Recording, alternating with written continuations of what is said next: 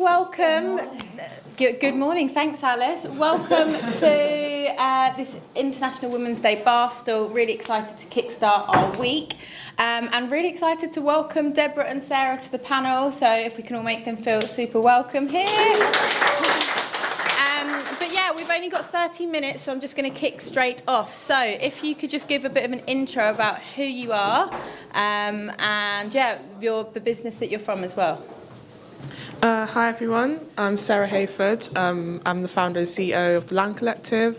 I've been running this now for almost 7 years, and it's essentially a youth-focused social mobility organisation to try and encourage more young people from underrepresented backgrounds to enter the property and built environment sector. Oh, yeah, you need the mic. Oh, hi, I'm Debra, Yudolph. I know quite a lot of you. I'm from SAY. I run a consultancy business that advises investors and developers, and I'm also an NED for Deverell Smith. Amazing, thank you guys. And if you could just tell us a bit more about your journey into property. And Sarah, obviously you built this company yourself. I think you're only 27? 29. Oh, 29. 27 when we met.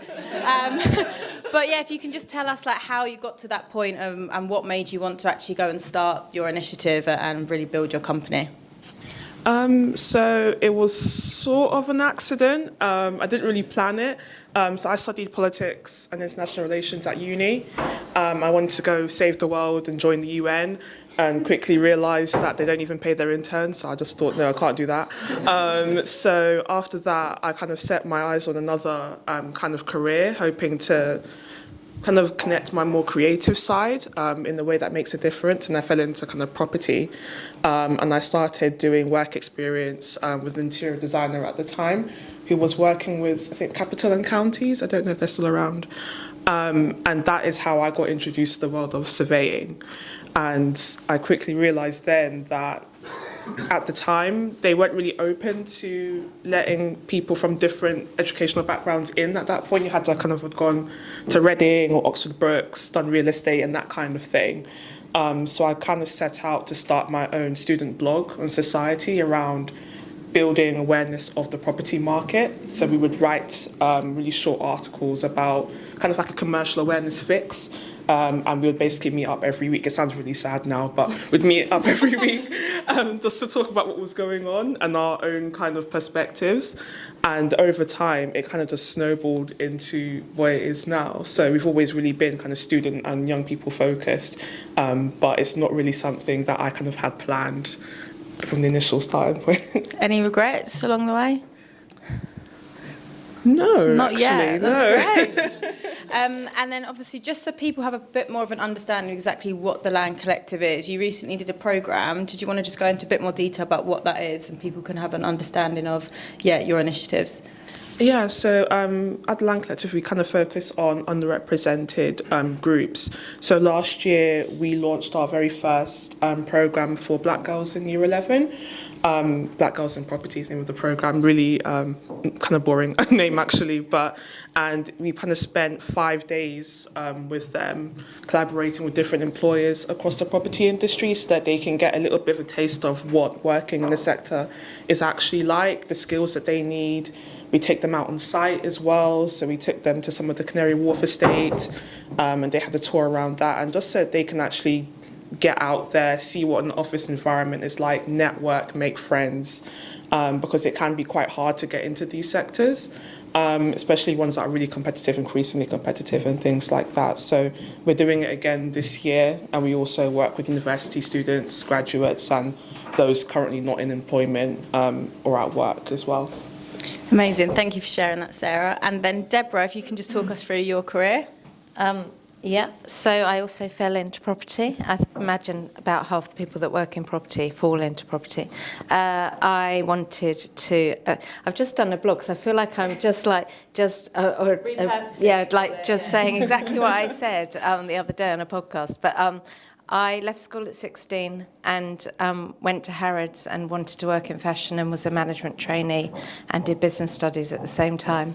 And then I travelled quite a lot, lived in America, worked for a fashion designer, but also was a nanny at the same time. Anyway, when I came back, there was one of the many recessions, and I had no idea what I wanted to do, so I got a job as a trainee property manager. And I always thought that was just a temporary thing, and I'd go back to what I really wanted to do. But I was quite good at it, and I quite enjoyed it. I liked being out and about.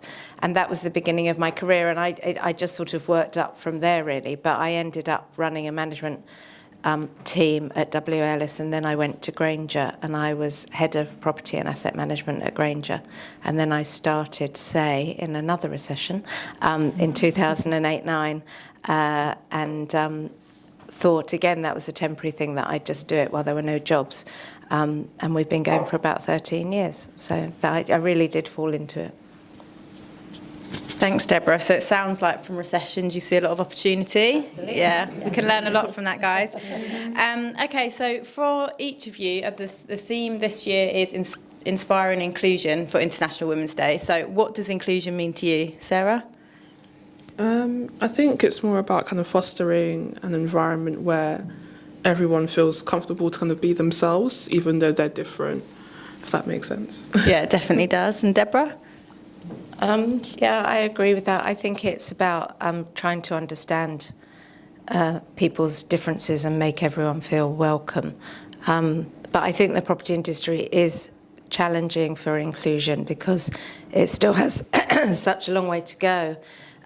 It's still very much sort of one type of person, isn't it? So it is really important that we try to create cultures where people are included and everyone has a sort of equal chance at success as well. Thanks, Debra. And then can you share examples of where in a workplace that you did feel really included or didn't feel really included? Sarah, I know we spoke before this and you had quite an interesting experience. So I think getting into the industry was an interesting experience and time. And I remembered when I first had my first official internship, I was the only one on my cohort that didn't come from Reading or Oxford Brookes. And so everyone kind of knew each other in some way or another, or they had like a parent that had worked somewhere along in the sector. And I was the only one that didn't. And on top of that, we were talking about kind of what we like to do in our spare time and things like that, and everyone loves skiing. So people kind of got together to talk about that thing. And I remember just sitting there just like, I hate the cold. Like, how am I going to relate?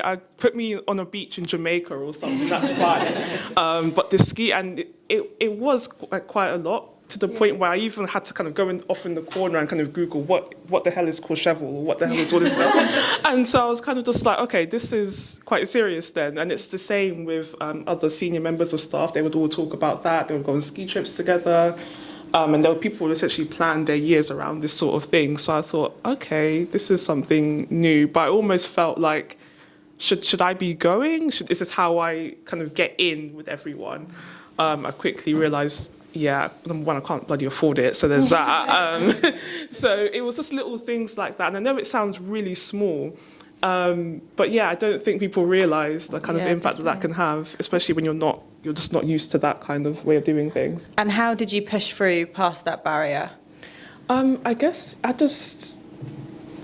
you could kind of say that I didn't. I think at some point, we were talking about just going skiing and things like that, and I just thought, okay, this is something that they like to do, sort of like, golf and all those that kind of activities that people go off and do that are meant to be those real markers of networking and getting to know people and getting in with the in crowd. And I just thought, oh, well, it's okay that I like different things. So I tried to introduce them to things that I like to do, music that I like to listen to and things like that. I just tried to make my mark in my own little way. I love that. It's definitely like paving new educational kind of topics rather than just kind of like going with the crowd. And Debra, for you? Oh God, I was thinking about when I did feel included, and there's loads of times where I have felt included, but I'd say more often I felt different to lots of other people, and I agree, the skiing, football, rugby, golf, the boys' club sort of sense of working in a male environment. for a long time, I never told anyone that I didn't go to university. So I've had many evenings where I've just nodded, where people have said, "Oh, you know, remember when we were at university and it was like this?" And I just used to go, "Oh yeah, I remember," because I didn't feel that I could say. So yeah, I think there's a lot, and I think it's something to be really conscious of. And but I was talking to someone about prop ski the other day, and I get it, but I also makes me feel uncomfortable. So I don't ski. I just think that there are so many examples of where you don't feel that you're the same as everybody else, and I'm more the same than a lot of people in a way. But a friend of mine worked for the BBC. And she was quite senior, and every time they had their weekly meeting, it was on a Monday, and they'd just all be discussing the football results, and she didn't have anything to contribute, so she just decided that on a Sunday she'd just read the football, the pages about football, and she became a real expert, and then she could sort of outsmart them with football. So I think that's one extreme where you feel like you have to join in, or you just sort of find your own crowd, I suppose.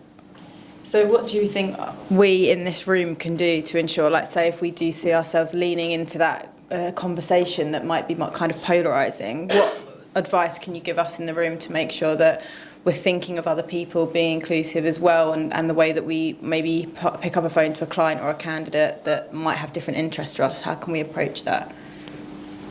I think to actually lean into being curious and just ask people things. I think people can get a bit scared about that sometimes because they don't want to step over a certain line, but that's how you kind of get to know people, by getting to know more about their interests, what they like to do, maybe their cultural background, things like that. And I think that's how we all kind of get closer, without trying to sound all kumbaya-ish. But I think that's just how we get to know people. So I think, just being curious and asking people. Yeah, I love that. And I think as well, that means that we can actually widen our customer pool and network as well, if we're being curious, asking about questions, and not always going to everyone that is kind of like us, thinking, okay, how can I widen my reach? I completely agree. I mean, I know it sounds a bit inane, but learning how to do small talk is really important, actually, and being able to ask people questions about their lives and their interests, and even if it's not something that you're interested in, not faking interest, but I mean, I think you have to be a naturally curious person if you do want to get on with lots of people and meet lots of different types of people, because if you're not naturally curious, then the chances are you're likely to stay with your own crowd. So I think trying to be naturally curious and genuinely interested in other people's interests is going to take you a really long way. I love that. Thanks, Debra. And I think that leads into our next section. We were going to talk about networking. Now, I think everyone here would really rely on networking to build out their own little businesses. So what advice can you give to for everyone to build more connections in the industry? Do you want to go first? Well, people think people always think I know everyone, and I quite like networking, but it's a necessity. I think I feel quite strongly about this, and I think that it's very easy. Well, it's easier to do it online, and it's much harder to do it face to face. But actually, face to face is really valuable. Once I went to New York with Andrew Deverell Smith to talk about that person that's not around. To talk about, it was a Biz Now event, and I was asked to talk about building your own network. They had like a fancy name for it, and I don't think it's very complicated, but I think it's quite hard to do, and it is quite difficult and intimidating to walk into a room of people that you don't know. We were talking about this in the office the other day, that people would go, "Oh, you find it really easy." No one finds it really easy to walk into a room where you don't know anyone, and everyone's intimidated by it.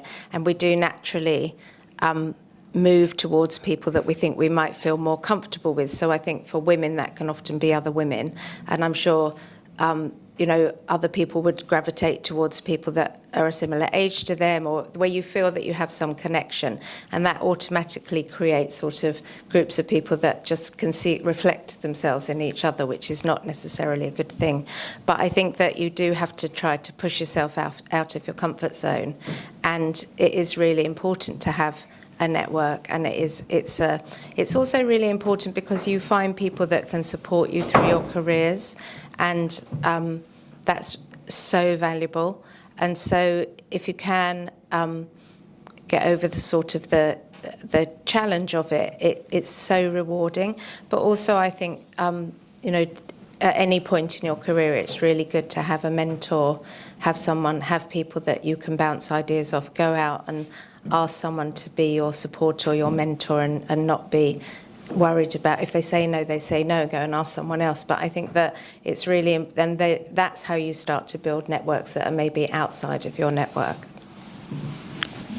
Yeah, I completely agree with, especially on the point of having a mentor as well. I think that really helps. Like, I have a mentor now, and it's been like life-changing for me in terms of who to bounce ideas off of, who I kind of run to when there's something great going on, but also something like not so great going on. And I think on the networking side, I consider myself to be quite an introvert.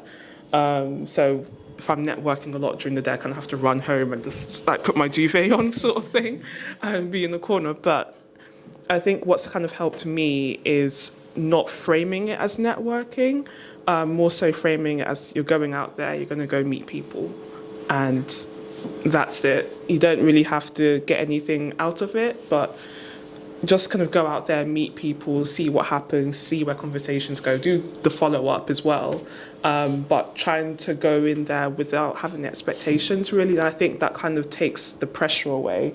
So I think when I first got into the industry, the idea of networking was so terrifying, and I'm not great at small talk. So, well, I wasn't great at small talk at the time, so it was even more scary.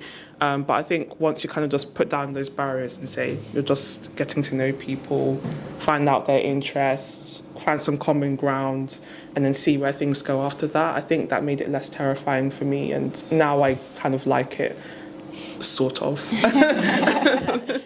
Love it. And what I was just going to say one more thing. The other thing, chat to the Uber driver. Yeah, that's such a good idea. Because sometimes, like, just having those, like, my husband always says, you come home with the taxi driver's life story. But I mean, it is quite good practice to have a random conversation with someone that is not important what you're saying, but you can be curious with them. So I think that sometimes it is quite good just to just have a conversation with someone. It's so un-British, isn't it? That then you come away and think, oh, that was interesting. And I think that that's sort of how you should sort of approach networking, really. I love that. Okay, what advice can you give these guys for inspiring inclusion in property, or like what do you do at SAY or individually to inspire more inclusion in property?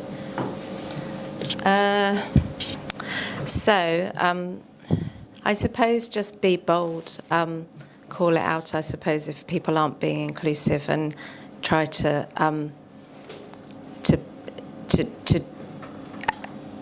sort of think about it rather than just expect it to happen.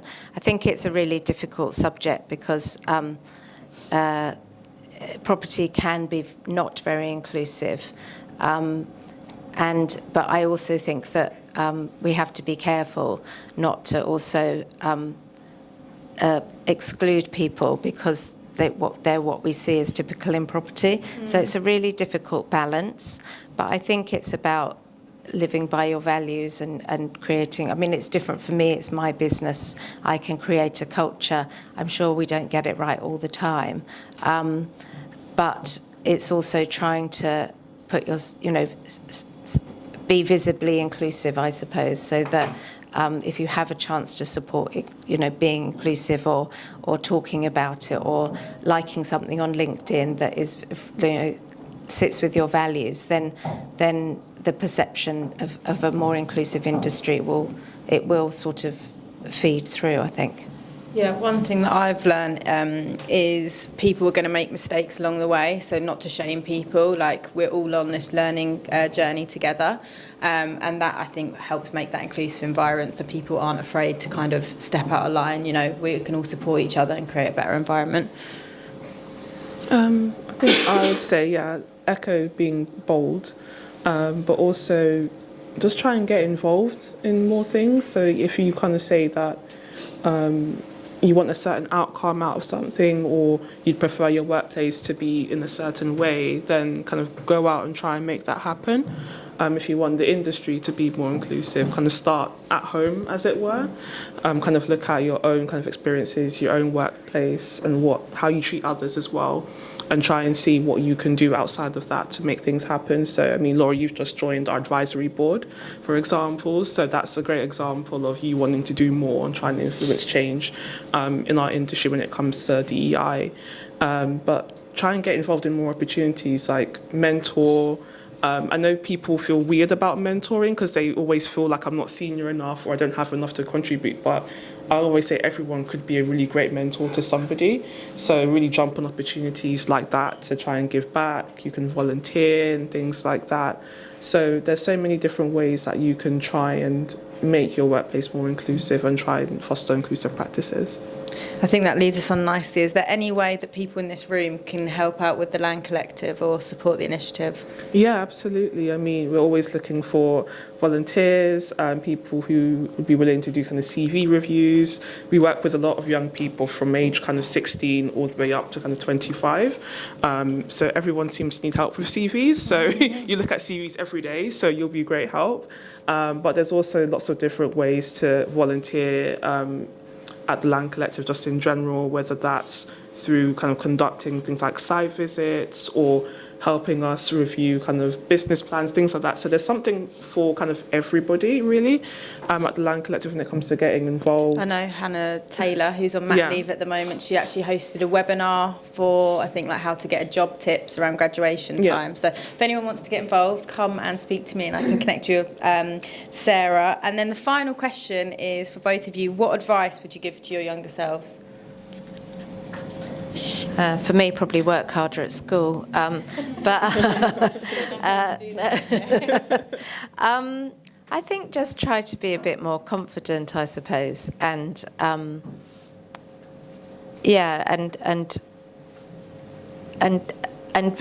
with the flow a bit. You know, like don't worry about the stuff that doesn't really matter, and find your. Find a really good group of people that can support you through your career. I think for me it's also around confidence, but I think I realised quite late that I'm more of a doer as a person, so I kind of see gaps and I'm just like, I want to go fill that gap, I need to do it now. But I think when I was younger, I just didn't really, I still was like that, but I didn't have the confidence to just go out and do things. So I'd say, don't kind of stay in the shadows, just kind of go out a little bit and go after the things you want. Amazing. Well, come to, perfect timing. So thank you both so much for joining us.